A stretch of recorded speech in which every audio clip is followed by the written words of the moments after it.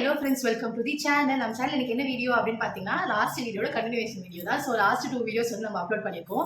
யாரெல்லாம் இன்னும் பார்க்காம இருக்கீங்களோ ஸோ பார்த்துட்டு வந்துட்டு பார்த்தீங்கன்னா இந்த வீடியோ வந்து ரொம்ப கிளியராக புரியும். ஸோ லாஸ்ட்டாக என்ன வந்து ஆச்சு அப்படின்னு பார்த்தீங்கன்னா நம்மளுக்கு வந்து சி செக்ஷன் வந்து சூப்பராக நடந்து முடிஞ்சிருச்சு. அதுக்கப்புறம் என்ன ஆயிருக்கு அதெல்லாம் தான் இந்த வீடியோ நம்ம வந்து ஃபுல்லாக பேச போகிறோம்.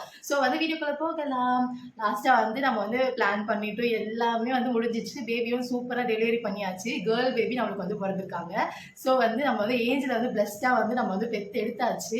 அதுக்கப்புறமாட்டுக்கா வந்து அந்த டெலிவரி சி செக்ஷன் ஆனதுக்கப்புறம் பேபி எப்படி ஃபீட் பண்ணுச்சா, மதர் மில்க் கொடுத்தோமா, இல்லைனா வந்து ஃபார்முலா மில்க் தான் வந்து நம்ம வந்து கொடுத்தோமா, அந்த சி செக்ஷன் நடந்து இந்த 4 நாள் ஹாஸ்பிட்டல் இருந்தப்போ என்னென்னலாம் நான் ஸ்ட்ரகிள் பண்ணேன் அதெல்லாம் தான் இந்த வீடியோவில் இருக்க போகுது. ஸோ வந்து கொஞ்சம் உங்களுக்கு வந்து யூஸ்ஃபுல்லாக இருக்கும். இல்லை என்னோட எக்ஸ்பீரியன்ஸ் ஷேர் பண்ணும்போது இப்படி தான் இருக்குமா அப்படின்னு சொல்லிட்டு நீங்களுமே வந்து அதை எக்ஸ்பீரியன்ஸ் பண்ணுவீங்க, ஃபீல் பண்ணுவீங்க. ஸோ அதுக்காக தான் இந்த வீடியோ வந்து நான் மேக் பண்ணியிருக்கேன். அதுக்கப்புறம் வந்து என்ன ஆச்சு அப்படின்னு பார்த்தீங்கன்னா நமக்கு வந்து 11:30 மணிக்கு எல்லா ப்ராசஸும் முடிஞ்சிருச்சு. நம்ம வந்து பேபி டெலிவரி பண்ணிட்டோம். டெலிவரி பண்ணி அதுக்கப்புறமேட்டுக்கா வந்து பாப்பா எடுத்துகிட்டு போயிட்டாங்க. என்னை கூப்பிட்டு போயிட்டு ஒரு ரூமில் வந்து அதாவது அப்சர்வேஷன் ரூமில் வந்து விட்டுட்டாங்க. உள்ளே வந்து யாருமே வரக்கூடாது அப்படின்ற மாதிரி சொல்லிட்டாங்க. ஐசியூக்கு நெக்ஸ்ட் ரூம் தான் வந்து அப்சர்வேஷன் ரூம் அப்படின்னு சொல்லுவாங்க. ஐசியூவில் நார்மலாக சீரியஸாக இருக்கவங்க இருப்பாங்க. அதுக்கப்புறமேட்டுக்கு அப்சர்வேஷன் ரூமில் வந்து இந்த மாதிரி வந்து ஆப்ரேஷன் பண்ணவங்களுக்கு வந்து எப்படி ஏதாவது வந்து காம்ப்ளிகேஷன் சடனாக ஏதாவது ஆகுமா அப்படின்னு சொல்லிட்டு தெரியாது. ஸோ அதனால வந்து கூடவே வந்து 2 நர்ஸு அதுக்கப்புறமேட்டுக்கா வந்து கூடவே 2 நர்ஸ் இருப்பாங்க. ஒருத்தவங்க வந்து பாப்பாவை பார்த்துப்பாங்க, ஒருத்தவங்க வந்து என்ன பார்த்துப்பாங்க. அந்த மாதிரி வந்து ஒரு ரூமில் வந்து எங்களை வந்து அன்றைக்கி நைட் வந்து ஸ்டே பண்ண வச்சாங்க, என்னையும் பாப்பாவையும். பாப்பா முடிஞ்சு நான் இன்னும் ரிஜிஸ்டர் கூட ஆகலை. ரிஜிஸ்டர் உடனே ஆகிடாது. இருந்தாலும் வந்து எப்படி இருக்கா என்ன எதுவுமே என்னால் யோசிக்க முடியல. எனக்கு கேர்ள் பேபி பிறந்துச்சு அப்படின்னு சொல்லிட்டு நான் செம்ம சந்தோஷமாக இருக்கேன். ஆனால் வந்து அதை வந்து ஃபீல் பண்ணிட்டு தான் இருக்கேன். பட் வந்து பாப்பா எப்படி இருக்குது அப்படின்லாம் என்னால் பார்க்க முடியல. எனக்கு பெயின் ஒன்றும் வந்து ஸ்டார்ட் ஆகலை. அதுக்கு 11:30 வந்து பண்ணி முடிச்சதுக்கப்புறம் வந்து என் ஹஸ்பண்ட் வந்து கிட்ட வந்து எனக்கு தலையெல்லாம் முத்து கொடுத்து நீ சொன்ன மாதிரி வந்து சூப்பராக கேர்ள் பேபி பிறந்துச்சுடி அப்படின்னு சொல்லிட்டு அவர் வந்து செம்ம ஜாலியாக வந்து பேசிட்டு போனார். அப்போ தான் கொஞ்சம் வந்து என் ஹஸ்பண்ட்லாம் பார்த்ததுக்கப்புறம் வந்து கொஞ்சம் ரிலாக்ஸ் ஆகிடுச்சு. இத்து வந்து எனக்கு வந்து முத்தா கொடுத்துட்டு அம்மா பாப்பா பிறந்துச்சு பாத்தியம்மா அப்படின்னு சொல்லிட்டு பாப்பா கூடயே தான் நின்றுட்டு இருந்தான் இத்து. அதுக்கப்புறமேட்டுக்கா இருக்கக்கூடாது, நீங்கள் எல்லாருமே வெளியே போயிடுங்க அப்படின்னு சொல்லிட்டு அனுப்பிட்டாங்க. அவங்களுமே வந்து பேபி வந்து பார்க்கவே இல்லை, ஒழுங்காகவே பார்க்கல. ஹஸ்பண்ட் அம்மா யாருமே வந்து பாப்பா வந்து ஒழுங்காக பார்க்கவே இல்லை, என்னையும் பார்க்கல அப்படின்னு சொல்லிட்டு அவங்க வெளியே தான் இருந்தாங்க, தூங்கவே இல்லை சுத்தமாக. மேலே வந்து எங்களுக்கு ரூம் கொடுத்துருந்தாங்க. ஆனால் வந்து மேலெல்லாம் போகாமல் கீழே தான் வந்து என்னோட அப்சர்வேஷன் ரூமுக்கு வெளியே தான் உட்காந்துட்டே இருந்தாங்க அம்மா. இத்விக்கும் 2 மணி 3 மணி ஆயிடுச்சு நைட் தூங்குறதுக்கு. அவ்வளோ நேரம் எங்கள் கூடயே தான் சுற்றிட்டு இருந்தான், அம்மா கூட ஹஸ்பண்ட் கூட சுற்றிட்டே இருந்தான். நான் வந்து உள்ளே படுத்துட்டே இருந்தேன். எனக்கு வந்து சுத்தமாக தூக்கமே இல்லை. கொஞ்சம் நேரம் கழிச்சு ஒரு 12:30 மணிக்கெலாம் வந்து பெயின் ஸ்டார்ட் ஆகிடுச்சு. அதுக்கப்புறம் டாக்டர் கிட்ட கூப்பிட்டு என்ன ஆச்சு, பெயின் மறுபடியும் ஸ்டார்ட் ஆகுது, என்ன கொஞ்சம் நெஞ்சம் பெயின் கிடையாது, இப்போதான் வந்து ஸ்டார்ட் ஆகிற பெயினே செம பெயின். அப்போ ஹெவியாக இருக்கும்போது எப்படி இருந்திருக்குன்னு பார்த்துக்கோங்க. ஸ்டார்ட் ஆகுது பெயின், எனக்கு ஏதாவது வந்து இன்ஜெக்ஷன் இல்லை ஏதாவது டேப்லெட் கொடுங்க அப்படின்னு சொல்லிட்டு ஸ்டார்டிங்லேயே கொடுத்துருங்க, என்னால் பெயின் ரொம்ப தாங்க முடியாது அப்படின்னு சொல்லிட்டு நான் சொல்லிட்டேன். உடனே வந்து பேராசிட்டமால் இன்ஜெக்ஷன் வந்து வெயினில் வந்து போட்டாங்க. போட்டதுக்கப்புறம் ஓரளவுக்கு செட்டில் ஆகிடுச்சு. நைட் ஃபுல்லாக நம்ம தூங்குற அளவுக்காவது வந்து நம்மளுக்கு வந்து உடம்புல வந்து அந்த பெயின் இல்லாமல் இருந்துச்சு. அதுக்கப்புறம் வந்து பேபியை வந்து கையில் கொடுத்து நான் பார்க்குற நிலைமையிலலாம் சுத்தமாக இல்லை, எப்படி இருக்குன்னு கூட மூஞ்சை வந்து பார்க்குற நிலைமையில இல்லை. ஏன்னா வந்து ஃபுல்லாக வந்து படுத்த பொசிஷன் ஸ்லீப்பிங் பொசிஷனில் தான் நான் இருக்கணும். என்னால் நிமிர்ந்து உட்கார முடியாது, எப்படி இருக்குது எதுவுமே என்னால் பார்க்க முடியாது. இப்படி சரியில் திரும்பியோன்னா அப்படி பார்க்கலாம், அவ்வளோதான். மற்றபடி உடம்பெல்லாம் என்னால் டேர்ன் பண்ணி பார்க்க முடியாது, திருப்ப முடியாது. எந்த ஒரு பொசிஷன்லேருந்து நான் சேஞ்ச் பண்ணவே முடியாது. அந்த நைட் ஃபுல்லாகவே எனக்கு வந்து பாப்பாவை பார்க்கணும் தொடணும் அப்படின்னு சொல்லிட்டு ரொம்ப ஆசையாக இருந்துச்சு அந்த டைமில். இது ஒன்று தான் வந்து மேஜர் ட்ராபேக்கு. சி செக்ஷன் பண்ணி நம்மளால் நம்ம பாப்பாவுக்கு வந்து ஃபீட் பண்ணவே முடியாது. யாராவது ஒரு ஹெல்ப்பில் வந்து நம்ம ஃபீட் பண்ணால் மட்டும்தான் உண்டு. அதே மாதிரி அவளை தொட முடியாது, தூக்க முடியாது, எதுவுமே நம்மளால் பண்ண முடியாது. அது எவ்வளோ கொடூரமான விஷயம் பார்த்துக்கோங்க. நம்ம வந்து பாப்பா பெற்று எடுத்துகிட்டு இருந்தாலும் நம்ம கையில் அந்த பேபியை வந்து வாங்க முடியாது. அந்த மாதிரி ஒரு வலி அந்த டைமில் இருக்கும். நம்மளோட பாடி பெயின், அதுக்கப்புறம் மனசு ரொம்ப கஷ்டமாக இருக்கும். இது எல்லாமே வந்து கோத்ரூ பண்ணி நம்ம வரணும் அந்த ஸ்டேஜில் அந்த நைட்டு. அதுக்கப்புறமேட்டுக்கா வந்து பாப்பாவை நர்ஸ் கூப்பிட்டு வந்து காமிச்சாங்க, அவங்க பேபி பாருங்கள் உங்களை மாதிரியே இருக்காங்க அப்படின்னு சொல்லிட்டு. அதுக்கப்புறம் முதல் ட்ரெஸ் வந்து நம்ம போடணும்ல பாப்பாவுக்கு, அது வந்து இத்விக்கோட ட்ரெஸ்ஸு, புது ட்ரெஸ் வந்து அவர் ஒரு நாள் மட்டும் போட்டிருந்தாரு. அந்த ட்ரெஸ் வந்து போட்டு விட்டாங்க. அந்த அம்மாவுக்கு வந்து ஃபுல்லாக வந்து கவர் ஆயிடுச்சு, நைட்டி மாதிரி ஆயிடுச்சு அவனோட டாப்பு. ஏன்னா அவனும் பெரிய பையன், ஸோ அவனோட டாப் ரொம்ப குட்டியாக இருந்தா, ரொம்ப ஒல்லியாக இருந்தா. அவளை பார்க்கும்போதே எனக்கு ரொம்ப கஷ்டமாக இருக்கும். ஐயோ நம்ம வந்து என்ன இப்படி பண்ணிட்டோமே, எனக்கு வந்து எப்படியாச்சும் குற்ற உணர்ச்சி ஆயிடுச்சு. ஐயோ இந்த பாப்பாவை நம்ம வந்து ஆரோக்கியமாக எப்படி வளர்த்தெடுப்போம், எப்படி நம்ம வந்து வெயிட் போட வைப்போம். ஏன்னா 2.5 kg தான். நீங்களே வந்து வந்து கொஞ்சம் வந்து யோசிச்சு பாருங்களா, 2.5 கிலோ எவ்வளோ குட்டியாக இருக்கும் அப்படின்னு சொல்லிட்டு. எனக்கு வந்து அதை பார்க்கும்போதுலாம் ரொம்ப கில்ட்டியாக இருக்கும், ரொம்ப பாவமாக இருக்கும். இந்த பாப்பாவை நம்ம எப்படி நம்ம வளர்த்தெடுப்போம் அப்படின்னு சொல்லிட்டு அந்த ஹாஸ்பிட்டலில் இருக்கும் போதெல்லாம் வந்து அதை பார்க்கும்போதெல்லாம் எனக்கு அந்த மாதிரி தான் ஃபீல் இருந்துச்சு.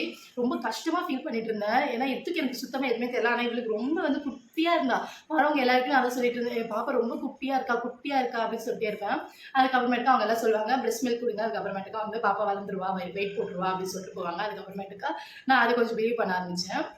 அன்னைக்கு நைட் வந்து பாப்பா பிரஸ்ட் வந்து ஃபீட் பண்ணாங்களா இல்லைன்னா வந்து ஃபார்முலா மில்கா அப்படின்னு சொல்லிட்டு பார்த்தோம் அப்படின்னா என்னோட மில்க் வந்து நல்லா தான் வந்துச்சு. பட் வந்து நான் படுத்துட்டு இருக்கும்போது அவளுக்கு வந்து ஒரு மாதிரி நான் ஸ்லீப்பிங் பொசிஷனில் இருக்கேன். அவளை தூக்கிட்டு வந்து ஒரு மாதிரி ஃபீட் பண்ணும்போது அவள் சக் பண்ணுறா. ஆனால் வந்து ஃபுல்லாக அவளுக்கு வந்து பால் பத்தலை. ஏன்னா வந்து அந்த பொசிஷனில் இருக்கும்போது அவளுக்கு எப்படி அது வந்து சக் பண்ண முடியும், அவளால் வந்து உறிஞ்சு குடிக்க முடியும், அவளால் முடியல. ஸோ வந்து அந்த டைம் வந்து மணி ஒரு 2 மணி இல்லை 1:30 மணி இருக்கும். அந்த டைம் வந்து ஹஸ்பண்டை எழுப்பி ஓடி போய் வந்து இது வாங்கிட்டு வர சொன்னாங்க, ஃபார்முலா மில்க் அந்த பவுடர் வந்து வாங்கிட்டு வர சொன்னாங்க. அவரும் போய் எல்லா இடத்துலையும் தேடுறாரு. அப்போலோ, பார்மசி அந்த அவங்க கொடுத்துருக்க அந்த ஸ்பெசிஃபிக்கான அந்த பால் பவுடர் தான் நம்ம வாங்கணும் அப்படின்னு சொல்லிட்டு எல்லா இடத்துலையும் தேடுறாங்க. ஆனால் வேறு வேறு பிராண்டு தான் இருக்குது. ஸோ வந்து அவர் அங்கேருந்து வந்து முகப்பேர் வெஸ்ட்லேருந்து அவர் வந்து கோயம்பேடு வரைக்கும் போயிட்டு அங்கே ஒரு கிளினிக் இருந்துச்சு, அங்கே ஒரு ஃபார்மசி இருந்துச்சு, அங்கே வாங்கிட்டு வந்து கொடுத்தாரு. அவ்வளோ நேரம் அவ்வளோ வந்து ஸ்ட்ரகிள் பண்ணி அந்த நைட் ஒரு 1:30 மணிக்கு அவங்க பாப்பா வந்து அழுதுட்டு இருக்கா பாலுக்காக. ஸோ வந்து இந்த மாதிரி ஒரு கஷ்டம் நடந்துச்சு. அதெல்லாம் பார்க்கும்போது ரொம்ப கஷ்டமாக இருந்துச்சு எனக்கு. ஐயோ, நம்மளால வந்து எழுந்து வந்து ஃபீட் பண்ண முடியலையே பாப்பா அழும்போது அப்படின்னு சொல்லிட்டு. உடனே வந்து கொஞ்சமாக அந்த 30 ml தான் கொடுக்க சொன்னாங்க. அவள் அதே குடிக்க மாட்டான். 15 ml அவ்வளோதான் வந்து கலக்குவோம் பால். கலந்துட்டு அதை வந்து கொடுத்தோம் அப்படின்னா ஒரு 4 ஒரு 2 சங்கு மட்டும் குடிச்சிட்டு உடனே தூங்கிடுவாங்க. அவ்வளோதான் அவங்க வயிறு இருக்கும், ரொம்ப குட்டியாக இருக்கும்ல. ஸோ அதுக்கேற்ற மாதிரி அவங்க வந்து மில்க் குடிச்சிட்டு அன்னைக்கு நைட் வந்து அப்படியே தூங்கிட்டாங்க. ஸோ வந்து நானுமே வந்து அந்த நர்ஸ் எல்லாமே வந்து ரொம்ப வந்து ஹெல்ப் பண்ணாங்க. அவங்க என்ன சொன்னாங்கன்னா, அக்கா நான் பாப்பா பார்த்துக்கிறேன், நான் வந்து ஃபார்மா மில்க் தானே கொடுக்க போகிறேன், உங்களை டிஸ்டர்ப் பண்ண மாட்டேன் இன்னைக்கு நைட்டு. ஸோ வந்து நீங்கள் வந்து நல்லா தூங்குங்க, உங்களுக்கு இந்த நைட் வந்து ரொம்ப தூக்கம் வேணும். நீங்கள் வந்து இப்படி நிமிந்துலாம் வந்து பார்க்காதீங்க. யாராவது கூப்பிட்டாங்க அப்படின்னா நீங்கள் படுத்துட்டு இருக்க பொசிஷன் வந்து இப்படி நிமிந்து நீங்கள் வந்து கூப்பிட்டாங்கன்னா பார்க்காதீங்க. இது திரும்பி பேபியை பார்க்கணும் அப்படின்லாம் சொல்லிட்டு நீங்கள் வந்து கழுத்தை வந்து ஸ்ட்ரெயின் பண்ணிக்காதீங்க. இந்த டைமில் நீங்கள் ஸ்ட்ரெயின் பண்ணிங்க அப்படின்னா உங்களுக்கு வந்து தலைவலி வந்துடும், கழுத்து வலி வந்துடும். இந்த டைமில் நீங்கள் இதெல்லாம் வந்துச்சு அப்படின்னா போக ரொம்ப கஷ்டம் அப்படின்னு சொல்லிட்டு டாக்டர் வந்து நர்ஸ்லாம் சொல்லிட்டு இருந்தாங்க. ஸோ அதெல்லாம் வந்து ஃபாலோ பண்ணிட்டு அப்படியே படுத்த பொசிஷன்லேயே தான் இருந்தேன். பாப்பா நல்லா தான் தூங்குறாக்கா, நீங்கள் வந்து தூங்குங்க, நடுவில் எழுந்தா அப்படின்னா நான் வந்து அவளுக்கு மில்க் கொடுத்து நான் வந்து அவளை தூங்க வச்சு நான் பார்த்துக்கிறேன் அப்படின்னு சொல்லிட்டு நைட்டெல்லாம் அந்த நர்ஸ் தூங்கவே இல்லை. ஆக்சுவலாக அவங்க நைட் டியூட்டி தான், இருந்தாலும் வந்து நைட் டியூட்டிஸில் இருந்தாங்கன்னா கொஞ்ச நேரம் தூங்குவாங்க அப்படிலாம் இருக்கும் ஹாஸ்பிட்டல்ஸில். ஆனால் வந்து அந்த நர்ஸ் வந்து சுத்தமாக தூங்கவே இல்லை. அப்படியே பார்த்துக்கிட்டே இருந்தா பாப்பாவை பத்திரமா கையில் வச்சுட்டு அவளுக்கு ஃபீட் பண்ணிட்டு அந்த மாதிரி வந்து பார்த்துட்டே இருந்தேன். நான் வந்து சரி ஓகே, இதுக்கு அப்புறமேட்டுக்கு நம்ம தூங்கலாம், பெயின் ஸ்டார்ட் ஆச்சுன்னா சுத்தமாக நம்மளால வந்து அதை பேர் பண்ண முடியாது அப்படின்னு சொல்லிட்டு ஒரு 3 மணிக்கு அப்புறம் வந்து நான் தூங்க ஆரம்பித்தேன். 3 to 7 மணி வரைக்கும் நான் தூங்கிட்டு இருந்தேன். எனக்கு 6:30 வரைக்கும் நான் தூங்கிட்டு இருந்தேன். அதுக்கப்புறம் பெயின் செம்மையாக ஸ்டார்ட் ஆயிடுச்சு. அவங்க என்ன சொன்னாங்க, என்னால் பெயின் ஸ்டார்ட் ஆயிடுச்சு, என்னால் சுத்தமாக முடியல, எனக்கு மறுபடியும் ஒரு இன்ஜெக்ஷன் கொடுங்க அப்படின்னு சொல்லிட்டு நான் சொன்னேன். அடிக்கடிக்கெலாம் இந்த இன்ஜெக்ஷன் கொடுக்கக்கூடாது, 6 hours இல்லை 8 hours ஒன்ஸ் தான் வந்து இந்த இன்ஜெக்ஷன் கொடுப்போம். நேற்று வந்து ஒரு 12:30 மணிக்கு தான் இந்த இன்ஜெக்ஷன் கொடுத்தோம், இதோட வந்து நம்ம 8:30 மணிக்கு அப்படி தான் கொடுக்கணும் அப்படின்ற மாதிரி சொல்லிட்டாங்க. சுத்தமாக எனக்கு வந்து முடியல, என்னால் அதையும் தாங்க முடியல, பேபியை பார்க்கவும் முடியல. அவளை சுத்தமாக நான் கண்டுக்கவே இல்லை. அந்த மாதிரி வந்து அந்த ஸ்டேஜ் இருந்துச்சு. அன்றைக்கி காலைல வரைக்குமே வந்து என்னால் எதுவுமே வந்து பண்ண முடியல. ஒரு 10 மணிக்கா வந்து நம்ம வந்து ரூம் ஷிஃப்ட் ஆகணும் அப்படின்னு சொல்லிட்டு சொன்னாங்க. இத்துக்கு வந்து என்ன ஆச்சுன்னா காலையில் 5:30 மணிக்கு ஆப்ரேஷன் முடிஞ்சுது. 5:30 to 6 மணிக்கெலாம் ஆப்ரேஷன் முடிஞ்சுது.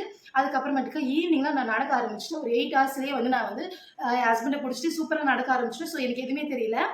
நடந்த உடனே வந்து உடம்பே ரிலாக்ஸ் ஆன மாதிரி ஃபீல் ஆச்சு இத்துக்கு. அதனால அவங்க என்ன சொன்னாங்கன்னா, நீங்கள் நடக்க ஆரம்பிச்சிருக்கக்கா, நீங்கள் நடந்தீங்க அப்படின்னா உங்களுக்கு வந்து ஸ்டிச் பெயின்லாம் வந்து சூப்பராக வந்து ரிலீஃப் ஆகிடும், நீங்கள் நடக்க ஆரம்பித்தா மட்டும்தான் வந்து உங்களுக்கு வந்து எல்லாமே வந்து ரிலீஃப் கொடுக்கும் அப்படின்னு சொன்னாங்க.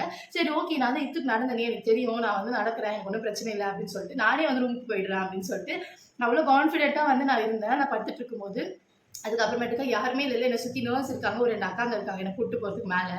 நான் வந்து எழுந்துக்க ட்ரை பண்ணல, சுத்தமாக முடியல, என்னால் சுத்தமாக முடியல.